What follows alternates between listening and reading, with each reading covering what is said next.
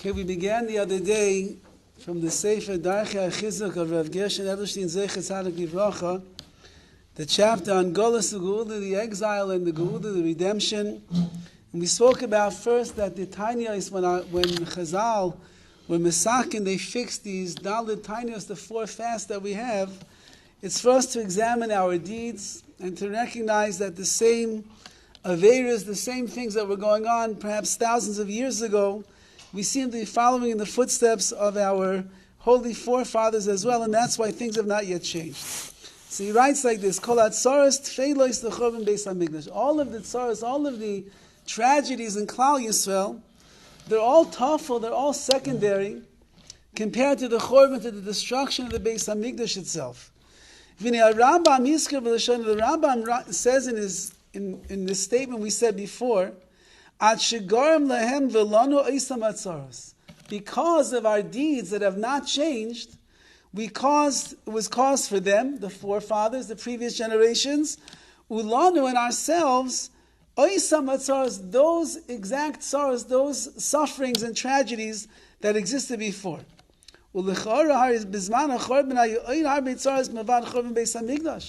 Asked of Gershon, that if you think about it, there was much more destruction that was going on in the times of the destruction of the Beis HaMikdash than just the temple itself. We find in Chazal, many people were killed. It wasn't just that the Beis HaMikdash was destroyed. There was blood of the Jewish people that was running down the streets of Yerushalayim. It was a terrible time. In our days, we don't see such tragedies. Yes, it's true that there's difficulties and there's challenges amongst Klal Yisrael, but we don't see the blood spilling down the streets. We don't hear about hundreds of thousands of millions of Jewish people, Bisman Ezer, right now, that are being killed. So what does the Rambam mean over here? That our actions cause that the same sorrows, the same tragedies that took place then are still happening in the Klal Yisrael right now. The explanation is Ki Chorban Beis HaMikdash hu ikra tzara. The main tzara, the main tragedy, the main suffering of Klal Yisrael is that there is a Chorban Beis HaMikdash. The temple is lying in ruins. V'kol hatzaros ha'acheros tefeilos le'umas Chorban Beis HaMikdash. Any other tzara, any other tragedy, any other difficulty in life is secondary compared to the Chorban, to the destruction of the temple. And that we're still suffering with today. If there's not a temple that is left, that means whatever chorban, whatever tragedy we'll see, it's all because of that. Really,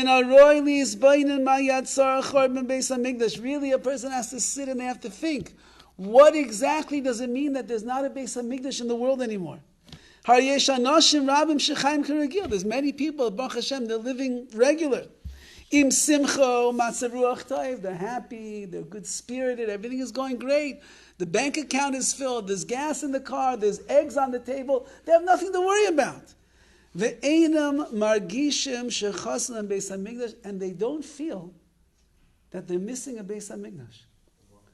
When you go into your car tonight, after the shir, after davening, and you turn on the air conditioner, it's blowing in your face, and you turn on the radio to hear what's going on in the world, or you put on your favorite Shweki song and you're driving and everything is great, anybody's margish, they feel that there's not a Beis HaMikdash in the world?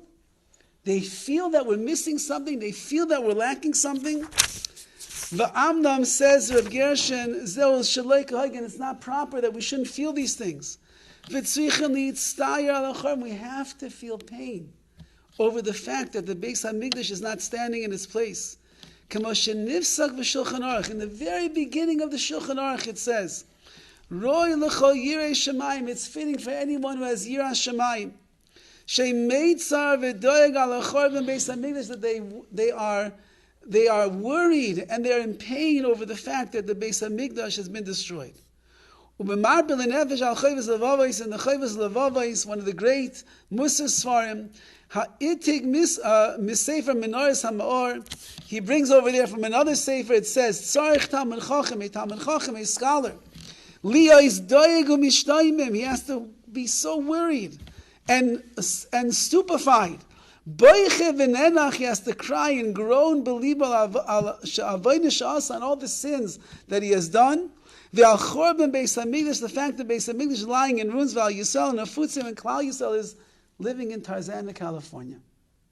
It should pain us that Klal Yisrael lives in Tarzana, California, and that they live on Reseda Boulevard, and they live in Borough Park, and they live in Baltimore, and they live in Muncie, and they live in Kansas, and they live in Mississippi. It should pain us.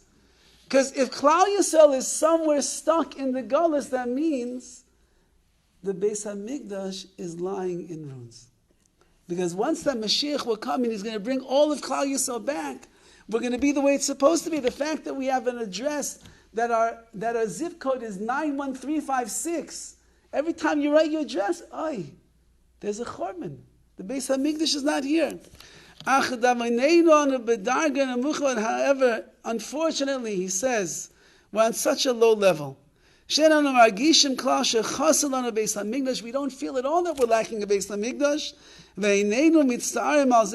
And therefore we don't have pain, we don't have anguish on this properly. So the next part, Be'ez Hashem, is going to begin to explain what the Beis HaMikdash was, what it infused inside of Klal Yisrael, and then once we understand what we had, then perhaps, Be'ez Hashem, we can understand what we lost, and we can even feel that loss as well.